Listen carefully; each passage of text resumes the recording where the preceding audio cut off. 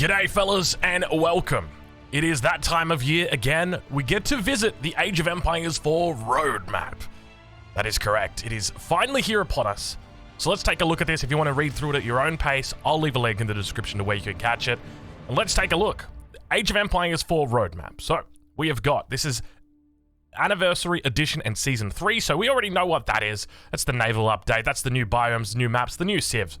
Then you can see we've got the Season 4 public update preview. So that's probably going to be coming in pretty soon, actually. I wouldn't be surprised if we see that maybe in a week or two. I don't know. Maybe I'm getting my high hopes up. Anyway, Season 4. Season 4 events and rewards. New game mode. Nomad. 1v1 and team ranked. New maps. Special seasonal biome. Landmark improvements.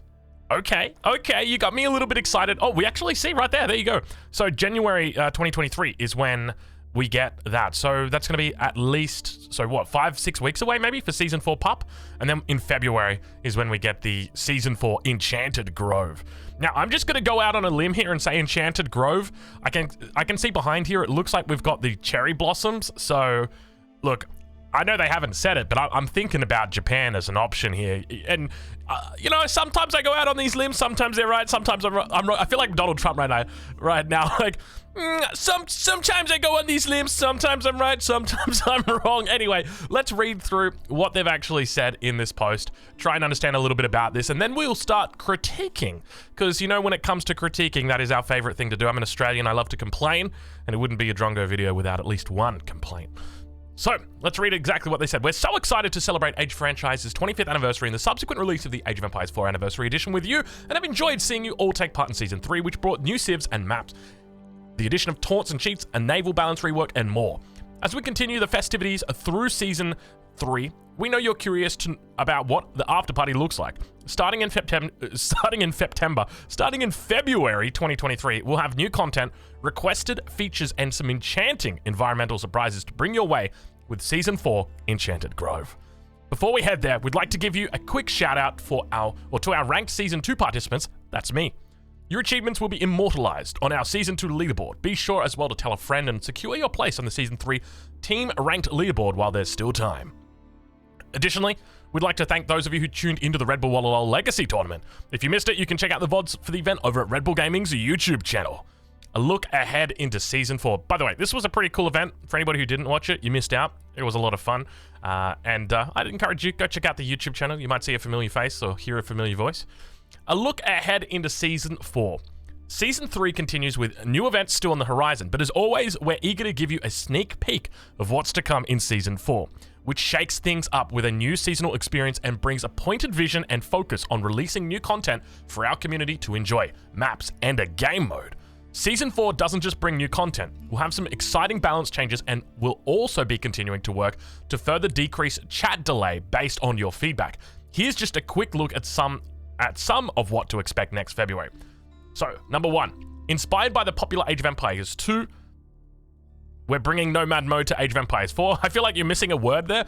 Inspired by the popular Age of Empires 2 game mode. I think probably would have been best. But hey, look, we're not here to critique English. We're here to critique decisions. With Nomad mode selected, you'll start with a few scattered villages instead of a town center. Without a town center, you'll need to take care of your slower start to be tactical and adapt to the unpredictable. Nomad mode will be selectable via the game setup stream. Will be selectable via the game setup screen for custom and skirmish matches. So interesting to see. So they're not supporting, at least at this stage, they're not going to be supporting it in ranked mode. And I know that might seem a little bit strange to people, like why would you support this in ranked mode? Now, there's actually maps in Age of Empires 2 that are Nomad maps. So imagine right now, like, okay, you're playing Dry Arabia, that's a normal game. And then you've got, say, Highview, that's a normal game. And then you've got a new map, like called Nomad map. All right, very creative, Nomad map. And that map is still in the ranked pool, and if you get that map, it is a Nomad start, basically. You will start just in... Anyway, you guys get the point. So it looks like they're not going to be supporting that, at least initially. Maybe that's Season 5. Maybe they bring Season 5 Nomad to ranked. I don't think they would have a separate game mode for it, because you don't want to dilute the player base already. You want to try and keep everybody playing the same game mode. And, I mean, we'll talk about this a little bit later, but I'm starting to feel more and more with team games now being in ranked, and I don't know the numbers here, but I would suspect we could probably even look at taking Quick Match out of Age of Empires 4. You've got Ranked for 1v1 and for team games, and then if you want to play, custom games, then don't do it through Quick Match, just do it through the browser. And then that way we've got more people playing Ranked, and we've got less delusion in the player base. I think that's probably the best way to do it, but obviously I don't know the numbers. I'm not the tech guy, I'm just the ideas guy. And that's why they pay me the big bucks. That's a joke for anybody who's familiar with how startups work. The ideas guy is always the guy that's laughed at. You've expressed to us which landmarks you like and dislike. So we've also been providing landmark improvements in Season 4. Not only will we have balance improvements on landmarks, we're also looking to make enhancement to some of the landmark selections that haven't quite made the mark with you. You can't change the landmark you've chosen during a game, which means you're committed to that option, and we know that this is a pretty important choice once you age up. Therefore, you can look forward to more strategic gameplay changes with landmarks, so the less used landmarks will now present more viable strategies or have unique features to stand out as a compelling choice. Keep an eye out for the updates on which landmarks are changing and how. That's great. That's amazing. And I'll go through. We're going to dissect this, one by one. We'll read it first, then we'll dissect it, and we'll talk about each of these changes. Based on your feedback, we've taken a look at what we could do to make a mod navigation clearer and easier. The improved mod UI means that you're able to find and download mods much easier than you did before. Great. You've mentioned you wanted to see a faster time between the messages you send in game. We know how important communication is, especially in team games, so in Season 4 we're making some fixes for improvements to the chat delay. Wonderful. In addition to new maps, we're introducing a special seasonal biome. You can look forward to an enchanted place with some interesting sights to look at. We'll also be exploring how we can tie seasonal elements into our approach to events. Stay tuned to learn more. Looks cool. I'm excited about that. We're also making some UI-specific improvements for both the minimap and garrison interfaces. Starting in Season 4, you'll have the ability to resize your map to one of the following options. Hallelujah, 100%, 125, or 150%. As well, we're bringing the new garrison, or a new garrison UI that allows you to see the building info panel while units are garrisoned, an item we've seen much requested by the community. We'll have more to share as we lead into the release of Season 4, including balance changes, a new seasonal event, and ranked rewards and bug fixes. What's still to come? As we mentioned in our 25th anniversary broadcast, Age of Empires 4 coming to Xbox, or comes to Age of Empires 4 coming to Age of Empires 4 is coming to Xbox devices next year. Available for purchase or with Xbox Game Pass and Xbox Game Pass Ultimate. Season 4 is just the start of things for us in 2023. Keep an eye out as we continue to plan new ways to play, new maps and bio. I feel like a teacher right now, and this is like a grade 4 teacher. I'm like, you missed a 2 right here, friend. -1, -1. New ways to get rewarded. Not only that, but we're excited to continue building upon seasons and events with you by our side. We're also continuing to expand our map pool, and we'll keep improving both multiplayer and single player modes, along with overall game balance. In other words, you can look forward to Age of Empires 4 on Xbox devices, more seasons and events, more maps and biomes, and game modes, improvements to caster mode. Woo, go caster mode. Ongoing investigations for tweaks to the map pool, ongoing balancing and bug fixing, and more. This is just a small peek of what's to come. We expect we'll have plenty more details to share with you as we draw closer to Season 4, and then of course you can tell them how they're doing. All right, so that's what we're getting. So the way this is going to work is we're going to react to what we've got, and then we're going to react to what we haven't got, because that's also an important thing. So let's start by heading back up to the top. So Season 4 Enchanted Grove, we've got Season 4 events and rewards. Now, I will just say that this is kind of like, this is expected, right? You've had Season 1, Season 2, Season 3. You kind of expect to get Season 4. So for me, that's like, okay, good job. New game mode, Nomad. This is good. This is welcome. This is something that I don't think many people expected. Obviously, it's in a mod form already. So I think the fact that you're seeing it come out in Skirmish and you're seeing it come in custom games isn't really going to change too much. The fact that this is officially supported is, in my opinion, a stepping stone to seeing this in ranked, because that's how you actually diversify the game styles. At the moment, if you want to play Nomad, you can play Nomad. You just go and download the mod. So I don't think this really changes too much, but it is good to see that Age of Empires 4 is expanding to officially support Nomad. 1v1 and teamed ranked. Once again, it's on the list here, but I don't know exactly why, because we've got 1v1 and team ranked already. New maps are always welcome, as long as they're good maps, right? Because you take a look at the map pool that we've got at the moment. Do I dare alt tab into Age of Empires 4 ranked, and do we dare talk about what we've got? The pit, it's kind of laughable. Altai, let's not. We've had it for a long time. Hill and Dale, we've had it for a long time. Lipany, generates with the Great Wall of China naturally built in the middle of the map. Hideout is just, you know, you've heard of Gangster Paradise. Well, have you heard about Rus Paradise? This is Hideout. Forest Ponds, it's a bit of a meme map. And then we've got Dry Arabia, which is like Old Faithful. And, you know, if I could just upvote this, you can see how you can downvote maps. If I could upvote Dry Arabia, I would, and it would be the only map I'd play, even as a China main. Just give me Dry Arabia all day. I'm kind of sick like that. And then Mediterranean, I don't actually mind this map. I think it's pretty solid, but I do still veto this map. And Ancient Spires, another map. So, look, I think as long as we're adding new maps and as long as they're good maps, because the only new maps that we've really got here, Mediterranean, that's probably one of the best maps. And with the new biome, it works really well. But Hideout is a questionable one. I think Hideout can be good. It's just gotta have some balance fixes. And then Special Seasonal Biome, that's definitely nice. And I'm assuming that they're alluding to what that kind of biome will be on the back here with like cherry blossoms. So it looks more like that kind of Japanese theme. And then landmark improvements. I think that's a really big one. But at the same time, these are all kind of expected changes, right? Like there's nothing here that's really... And I don't know, maybe this is just me being ungrateful, but this is, right, like I would expect Season 4 events and rewards. We've had Season 1, Season 2, Season 3. Microsoft has invested $50+ million in this new AAA title that they want to be their flagship of strategy games. They're putting it out onto Xbox Games Pass, and it's, you know, it's on the front page, that sort of thing. Like, hey, come play our game. Like, they're gonna be putting Season 4 into the game. This is standard. Okay, new game mode, Nomad. As I've said before, I think this is a good stepping stone to putting it in ranked. And to be honest, I think that it should probably be in ranked. As long as everything's working fine. I guess it makes it a little bit harder because you've got to try and balance the Chinese around this, because China is going to be insanely strong in Nomad because of their building speed. So maybe that's something that they've got to consider. But yeah, once again, that is something that you can do on a map specific basis. You can have like a Nomad map and then just make China start with like one less villager. You know, make everyone else starts with 6 villagers and China gets 4. I don't know, something like that. And that'll try and balance it out. 1v1 and team ranked, I don't know why that's here. New maps are always welcome. Special seasonal biome, this is cool. And landmark improvements. This kind of goes under balance, I think, but at the same time, landmarks are the cornerstone of Age of Empires 4. You won't play a game without making a landmark. And as a result, I do think it warrants being up here on the front page like this, or up here on the roadmap. But at the same time, it's just balance changes. So I would expect that we're probably going to see a pretty big landmark improvement. I guess one of the things I'd love to see, I don't think it's probably possible, is additional landmarks coming in for Feudal Age. So I would love to see, you've got 2 landmarks that you can make in the Feudal Age. Give us an option for a third one. But I know that that's probably not really possible at the moment. That would be a lot of work. Let's just put it that way. So let's head through and go in. So obviously we've talked about Nomad mode already. I'm excited for Nomad mode. I would love it to be more than custom and skirmish matches. Maybe just put it in a quick match. If quick match is gonna stay around, throw it in quick match. You've got Archipelago in quick match. You've got Warring Islands in quick match.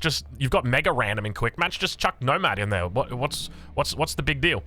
And then for landmarks, so obviously there's a lot of landmarks at the moment in Age of Empires 4 that are just useless, right? And that's early landmarks as well as late landmarks. So let's start with the French, just to take a look at their landmarks. So you would say, okay, the Chamber of Commerce, for all intents and purposes, this is a useless landmark. Outside of memes, dreams, there is no real use for this at all. I guess, like, maybe if you're playing a treaty game or a no-rush game, then it's good. Or maybe you're playing a free-for-all game, then it's good. But in a competitive 1v1 environment, I know playing the French, I can literally close my eyes and every single time it's going to be a School of Cavalry. And it shouldn't be that way. By the same token, if we take a look at the English, when it comes to the Abbey of Kings, there are some build orders that use this, but once again, it's a little bit of a meme landmark. If someone goes for this landmark, then they're really limiting themselves in the early game, as well as in the mid game and the late game. The Council Hall is just such a great landmark. You don't really want to lose out from it through the Abbey of Kings. Then when it comes to the Abbasid dynasty, I mean, every single age up, you're always going to be going for the economic wing. No matter what, even on water maps, people go for the economic wing first. I think we've seen the Mister go for like the military wing and the culture wing once, and that strategy. I mean, you know what? I'm not going to discredit the strategy, because even though it's an all-in strategy, it's a strategy that works, right? So it is possible, but I would like to see the prevalence of trade wing, military wing, and culture wing come in a little bit more in the early game. For the Rus, the Kremlin. When was the last time you saw the Kremlin used outside of a meme stream? I can't remember. Maybe it was like Casfa in Season 1, where he did a Kremlin rush. I think Beastie also did a Kremlin rush as well. For the Mongols, I think both of their landmarks are balanced quite well in the feudal age, but when you have a look at the castle age, the Kurultai, nowhere near as popular as the Steppe Redoubt. And then by the same token, the Kaganet Palace, nowhere near as popular as the White Stupa. So there's plenty of balance that can be done there. So obviously we can do this with every single civilization, and we can go through and say, okay, which landmark isn't getting picked, and then buff that up, or reduce the power of the other landmark. So that is a really important step.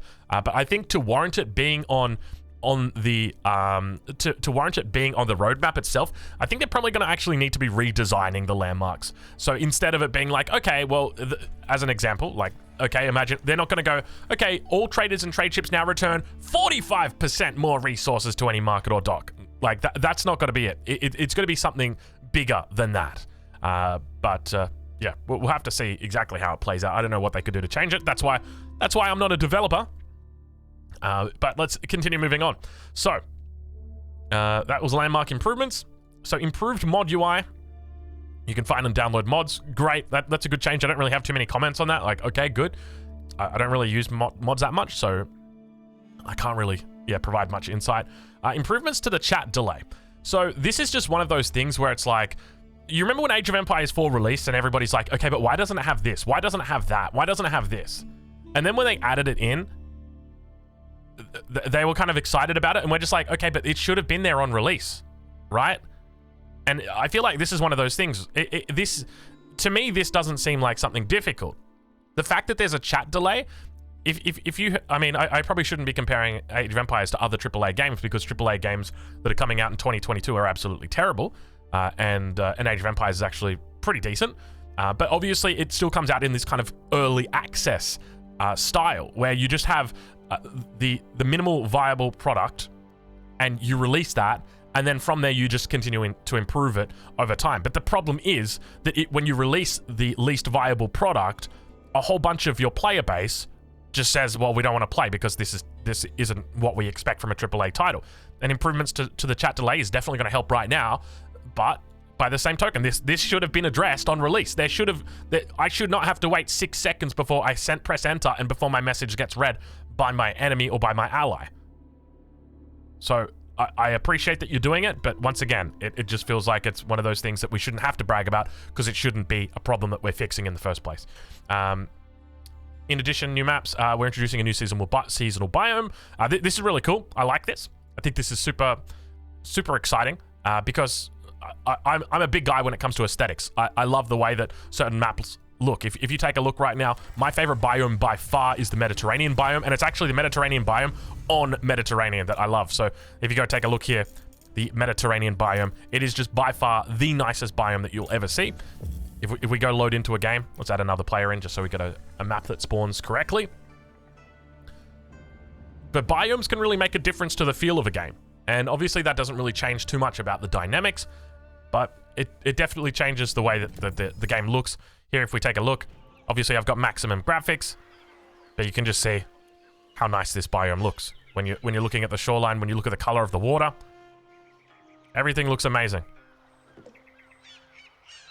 They did a really good job with this biome. So if the next biome is anything to go off, we might just leave it open. You can enjoy the Chinese music. So if the next seasonal biome is anything to go off, then I'm excited about that.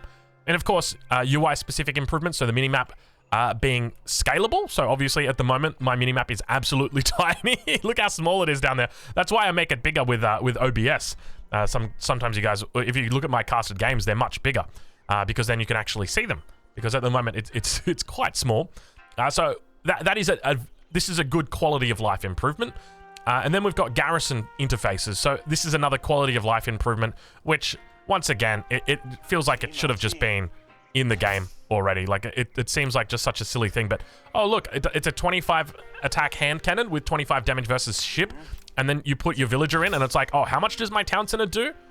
You want to know something that's funny is you'll never know how much an outpost does when it comes to damage with villagers inside, because you can actually never see on the UI. The only way to check it is if you damage an enemy unit, and then you check that way. So there was a really long time where people thought +1 ranged attack was affecting outpost arrows with villagers inside, but it doesn't. It only affects the arrow slits. Because we never know how much we don't know how much the outpost is doing when it comes to damage. So small little details like that. Overall, with what we've got, I'm happy with the landmark improvements. I'm happy with the new biome. I'm happy with the new maps. I'm happy with the new game mode. I'm happy with the Season 4 events and rewards, but my main concern here is that there is a lack of content looking to bring people back to Age of Empires 4. We had New Civilizations release in October, and I think that that was a very welcome addition. But I suspect things like cosmetics, I suspect things like New Civilizations are really going to drive the return of people, but I guess I don't know. I'm not a developer. I don't have access to the numbers behind the scenes. I don't know what's driving growth, but I know that when it comes to New Civilizations, that's really what's going to drive player base. And for me, that's the most important thing. When I queue up for a ranked game, I don't want to have to sit there for 6 minutes before my ranked queue pops. I want to be able to click that ranked button and get a game within a minute. And I can't do that at the moment, and it frustrates me. I would like to see something to draw the players back. I don't know what that is.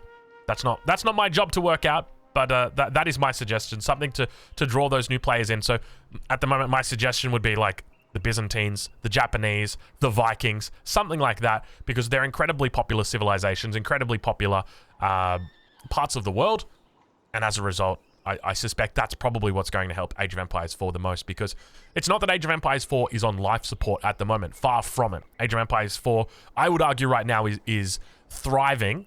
If you were to take a look at, say, the last 6 months, Age of Empires 4 is doing very well in its current trajectory. But getting it back on course to where developers, or where I think everybody in the community wants to see it, would mean adding a little bit more than what we've got here. All right, fellas. Well, that's going to be it for this video. What do you guys think? Leave a comment down below. I'm curious to know what your thoughts are as well. And of course, I'll catch you guys in the next one. Thank you so much for watching. Did you guys hear that? That was an A job. It's time to go.